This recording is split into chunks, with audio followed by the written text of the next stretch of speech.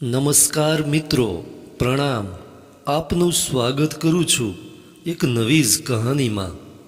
આજની કહાની દીકરી અને મા બાપ વિશેની છે.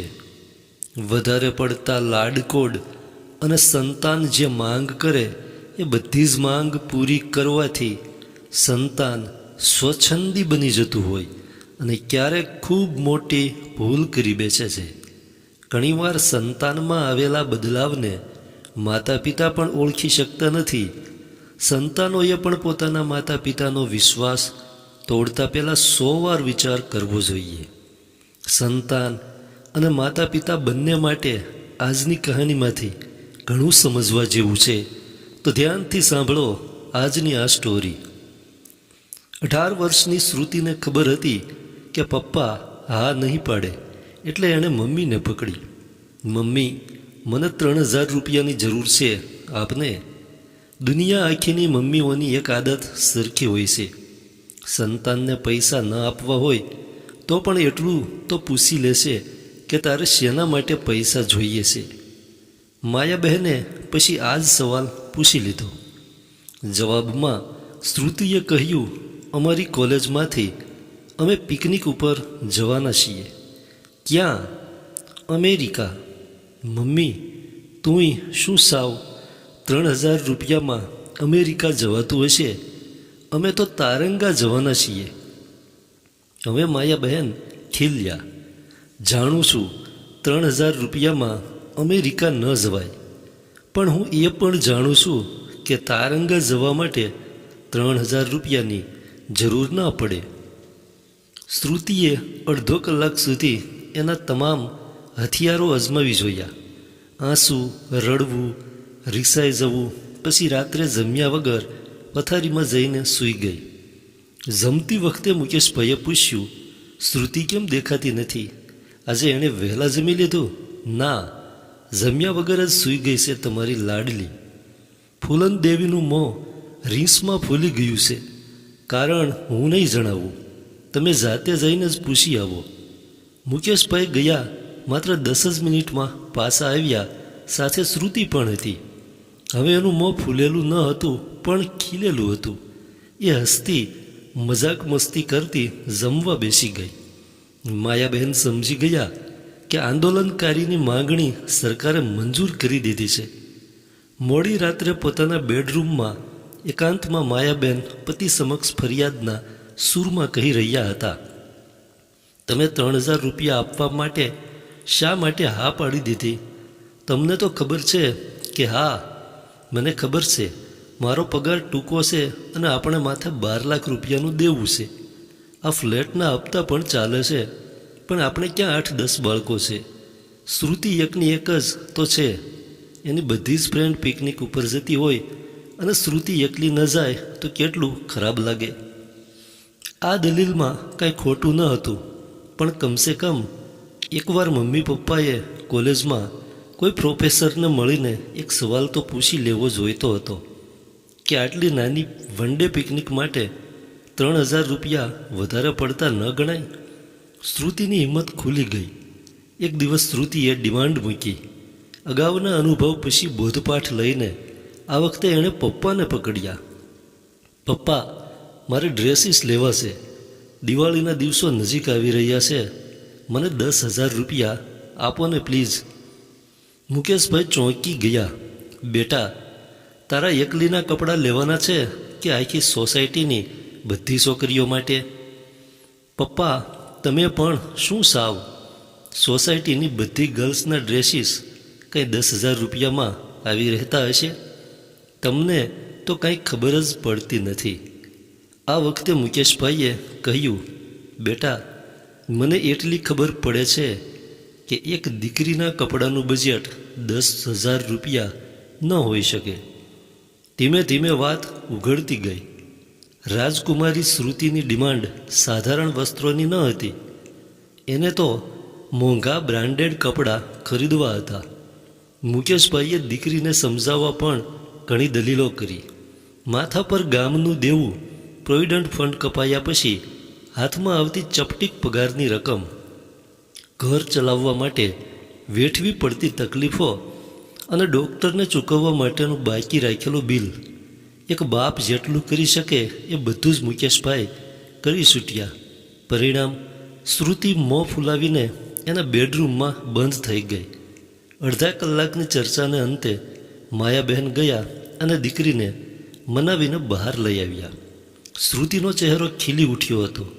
શ્રુતિનું એ દિવસનું રાત્રિ ભોજન મુકેશભાઈને 10,000 રૂપિયામાં પડ્યું. 2 વર્ષ પછી શ્રુતિનું ગ્રેજ્યુએશન થઈ ગયું. શ્રુતિએ ઈચ્છા વ્યક્ત કરી, મારે એમકોમનું ભણવા માટે બહારગામ જવું છે. મુકેશભાઈને જોરદાર આંચકો લાગ્યો. એમણે પૂછ્યું, ક્યાં જવું છે? લીમડી. દીકરીનો જવાબ સાંભળીને મમ્મી પપ્પા બંને એકસાથે બોલી ઉઠ્યા, કેમ લીમડી? કોમર્સના શિક્ષણ માટે અમદાવાદમાં 1 થી 1 ચડિયાતી કોલેજો છે. લીંબડીની કોલેજ સારી હશે એની ના નથી. અમદાવાદના વિદ્યાર્થીઓએ ત્યાં જવું પડે એટલી સારી તો નહીં જ હોય.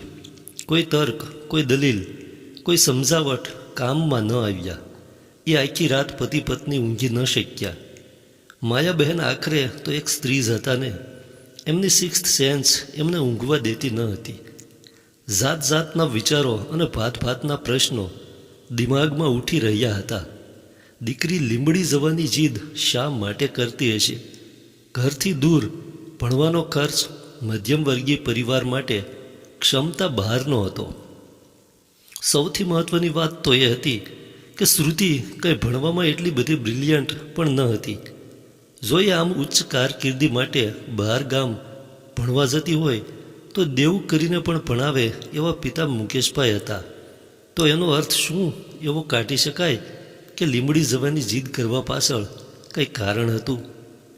કોઈ બોયફ્રેન્ડ કે પછી ગાઢ સહેલીની દોસ્તી નિભાવવાની હઠ? આ વખતે ફૂલન દેવીનું આંદોલન લાંબુ ચાલ્યું. માયાબહેન અઠવાડિયા સુધી ટક્કર ઝીલી શક્યા અને એ ઝૂકી ગયા. ઝૂકી જવું પડ્યું. એકની એક લાડકી દીકરી હતી, એને નારાજ કરીને શું ફાયદો? એ 2 વર્ષ મુકેશભાઈ અને માયાબહેનને ભારે આર્થિક ભીંસમાં પસાર કરવા પડ્યા.